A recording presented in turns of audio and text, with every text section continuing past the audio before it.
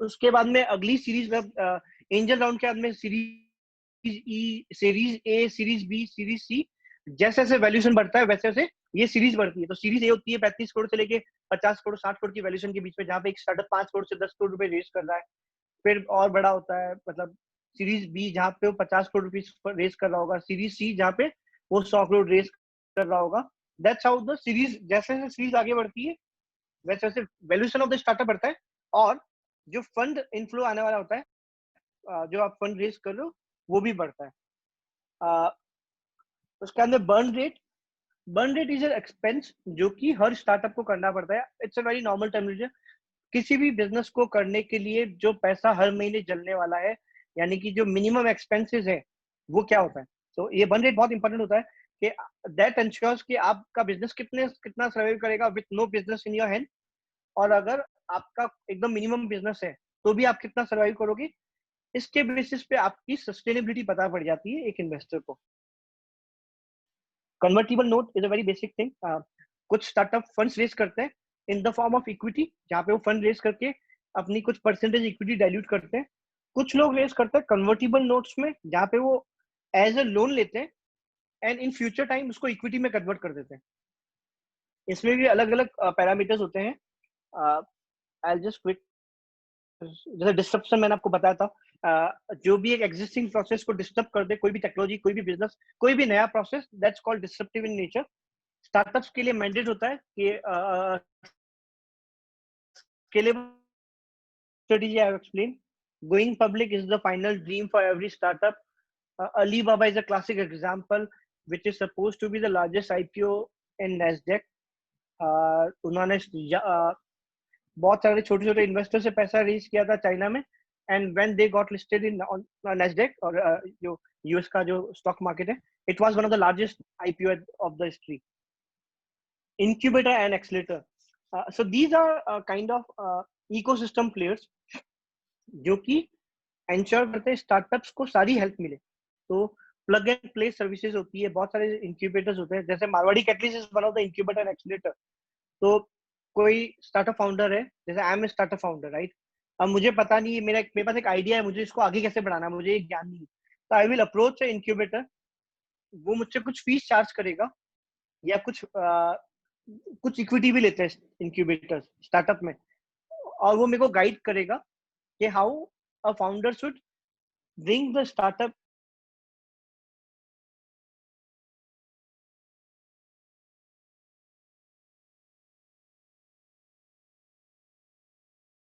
in the from ideation to real life, और उस business को कैसे आगे बढ़ाए।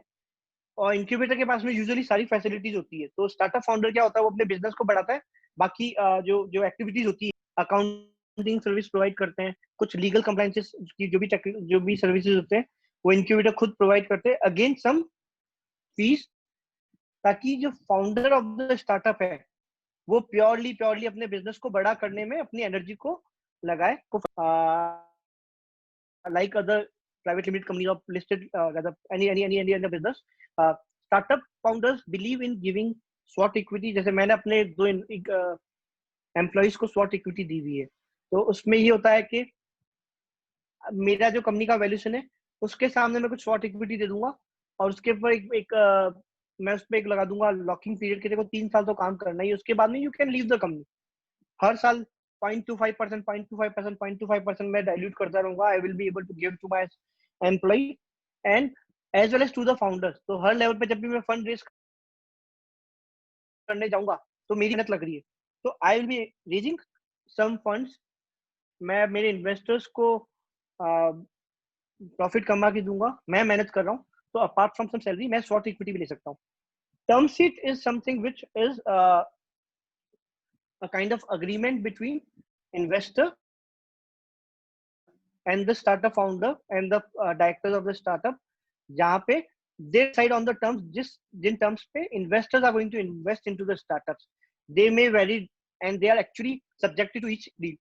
हर startup या हर investment के लिए अलग अलग deal होती है। This is a very common thing.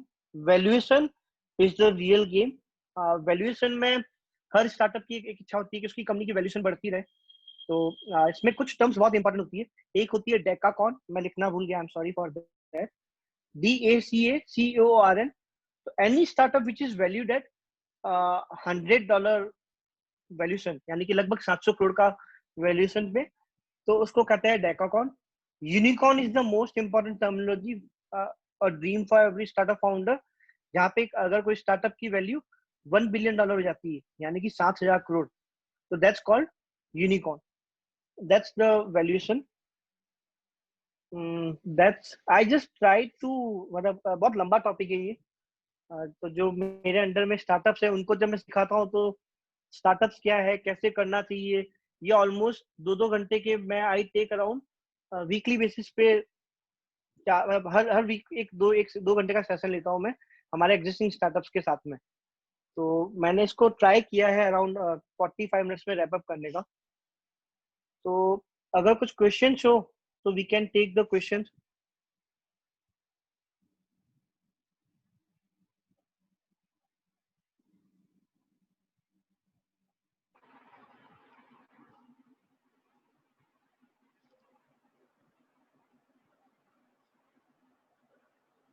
Okay, I have seen one question. Prateek ने क्वेश्चन पूछा है. I want to ask how we decided our startup according to market requirement. है देखो प्रतीक, बहुत अच्छा क्वेश्चन है. Market requirements are very important. कुछ startup fail हो जाते हैं, जैसे मुंबई का एक बहुत अच्छा स्टार्टअप था मेरू कैप्स. वो 2007 या 8 में बना था एंड वो फेल हो गया. मतलब it was never a successful startup and it incurred huge losses as well. उसके बाद में काफी टाइम बाद में ओला एंड उबर आया and they are doing amazingly great. तो आपका मार्केट क्या डिमांड करता है, एट द सेम टाइम आपका इंटरेस्ट किस चीज में है, वो ये दो चीजों के कॉम्बिनेशन से एक स्टार्टअप बहुत सक्सेसफुल होता है.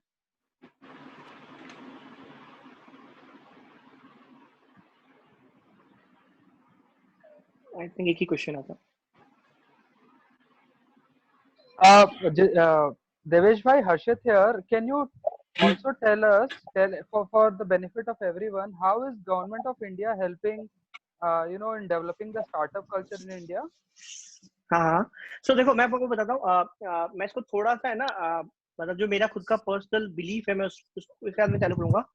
Why America is largest economy? Because they have been giving importance to entrepreneurs.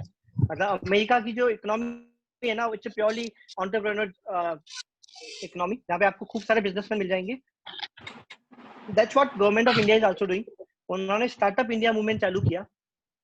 तो एक बहुत छोटा, उसमें बहुत सारे टैक्स बेनिफिट्स है, बहुत सारे अदर बेनिफिट्स है, जहाँ पे अगर आप रजिस्टर होते हैं and if you are able to fulfil all those requirements, आपको गवर्नमेंट पैसे भी देती है.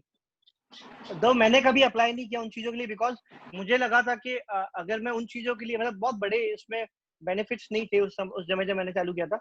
मुझे लगा था कि मैं खुद के ही पैसे जब मैं रेज कर लिए थे मैंने, तो मैंने उन कभी बेनिफिट्स को लेने का ट्राई नहीं किया. बट एक बहुत सिंपल एग्जांपल है, जैसे जब आप प्रीमियम पे पैसा रेज करते हो, जैसे मेरी कंपनी का फेस वैल्यू जो एक शेयर का वो ₹10, तो लास्ट ईयर जो मैंने फंड रेज किया तो 7,500 रुपए की वैल्यूएशन पे फंड रेज किया था. तो 7,490 का जो प्रीमियम था, ये जो प्रीमियम था, इट्स अ टैक्सेबल थिंग. ठीक है. बट फॉर स्टार्टअप्स, अगर आप कुछ रिक्वायरमेंट पूरी कर देते हो, तो that is not taxable. Similarly there are many other things. उसके लिए what I personally do is, I just मैंने ना 2 चार्टर्ड अकाउंटेंट रखे हुए. I am sorry to use this word because though I am a chartered accountant, but मेरे को बहुत ज्यादा इन चीजों को पढ़ने में कभी दिलचस्पी नहीं थी. टैक्सेस एंड बेनिफिट या अकाउंट्स वगैरह मेरा कभी भी फोटे नहीं रहा. तो मैंने 2 सीए रखे हुए जो स्टेट ऑडिटर है. उनको मैं बोल देता हूँ क्या स्टार्टअप्स के बारे में कुछ है तो आप मेरे को बता दो. तो जैसे लास्ट ईयर मेरे को एक नोटिस भी आया था प्रीमियम का, तो उसका हमने रिप्लाई कर दिया एंड वी टोल्ड देम के बिकॉज ऑफ दिस रीजन हमारे को शेयर प्रीमियम पे टैक्स नहीं लगेगा and that was valid point. Similarly अभी एक Atal incubation and Atal innovation, Atal incubation community innovation के नाम से गवर्नमेंट ने बहुत अच्छी स्कीम निकाली है, जहाँ पे वो पैसा दे रहे हैं यूनिवर्सिटीज को, कॉलेजेस को, जहाँ पे कॉलेजेस है ना, अपने कॉलेज में इंक्यूबेशन सेंटर डेवलप करें और स्टार्टअप्स के प्रमोट करें. तो मारवाड़ी कैटलिस्ट को उसी स्कीम में 2.5 करोड़ का एक ग्रांट मिला है। तो हमारा जो देवेश भाई, अब जो ये पैसा जो हम, हाँ, just one, ये can you please close your PPT? yeah, I'll do it. One sec. It is coming on the screen actually. Yeah, I'll just do it right now. Thanks. Perfect. So इसमें ये है कि government के बहुत सारे benefits हैं। Government is focusing on this. जैसे आपको लोन आसानी से मिल जाता है। Mudra loan is one which where in one of the startups हमने मुद्रा लोन जनरेट किया था। और भी बहुत सारे हैं। To be very honest, I am not focusing on government benefits, but there are many. But government is certainly promoting that culture, right? Yes, they are. That's the reason, right? That's what I said कि America की economy सबसे बड़ी इसलिए because it's a startup. World का सबसे बड़ा ecosystem America का है। 235 या 236 यूनिकॉर्न है अमेरिका में, मतलब 7,000 करोड़ या उससे ज्यादा की वैल्यूएशन की 236 स्टार्टअप्स है। इंडिया में 2014 में ये 7 थी, आज ये अराउंड 36 स्टार्टअप्स है। तो पिछले आई वुड से 6 सालों में हमारे पास में मोर देन 30 यूनिकॉर्न्स डेवलप हुए। एंड अभी जो एक्सपर्ट्स बोल रहे हैं कि 2020 तक, सॉरी 2024 तक 100 unicorns will be there because of government. कुछ रिलैक्सेशन हुए हैं क्या, जब बाहर की कोई एफआईआई पैसे इन्वेस्ट कर रही है स्टार्टअप्स में तो उनको एक्स्ट्रा बेनिफिट्स मिलते हैं। And they are promoting the startup culture overall. Devesh bhai, there are certain questions in the chat box. Let me check. Startup funding special network platform. Special networking platform if any. Mulchand ji ने question पूछा है, एक बार मैं इसको I need to do a startup but can not leave due to current responsibility how to. तो एक है ना, मूलचंद जी ने क्वेश्चन पूछा है, इसका मैं जवाब उनसे इसको बाद में लूंगा बिकॉज मेरे को इस प्रश्न को समझना पड़ेगा। उसके बाद में एक आरसी ने क्वेश्चन पूछा है, यार ये जो आपने क्वेश्चन पूछा ना, I need to do a startup but can not leave the job due to current responsibility how do we manage it, ये मेरे साथ में हो चुका है। आरसी, आपका नाम क्या है आरसी? उनको अनम्यूट कर सकते हैं क्या? आरसी को हाय देवेश जी, राजेश है। हाँ राजेश जी। तो राजेश जी, यार ये प्रॉब्लम है ना, मैंने खुद ने फेस की थी। 2015 में मैंने पहला स्टार्टअप किया था, फिर 2016 में एक और किया, फिर 2017 में एक और किया। सबके अंदर एक में तो अच्छी सेल्स भी हो गई थी। मैं सुबह 9 से लेकर रात को 7-8 बजे तक जॉब करता था और उसके बाद में स्टार्टअप पे काम करता था। फिर मुझे रियलाइज हुआ गया startups will need huge and huge बोलते हैं ना एनर्जी लेवल, और आपका फोकस बहुत जरूरी होता है स्टार्टअप्स में। तो 2018 में I left my job and I started येबू कैनवा। It is very difficult to do startup along with a job. इसमें आप क्या कर सकते हो ना, कोई इंक्यूबेशन प्रोग्राम का पार्ट बन जाओ, जहाँ पे वीकली बेसिस में आपको कुछ ना कुछ गाइडेंस मिलेगी, और एक टीम बना लो। और टीम बना के आप जो कंपनी फॉर्म कर रहे हो उसमें एक को फाउंडर अपॉइंट कर लो।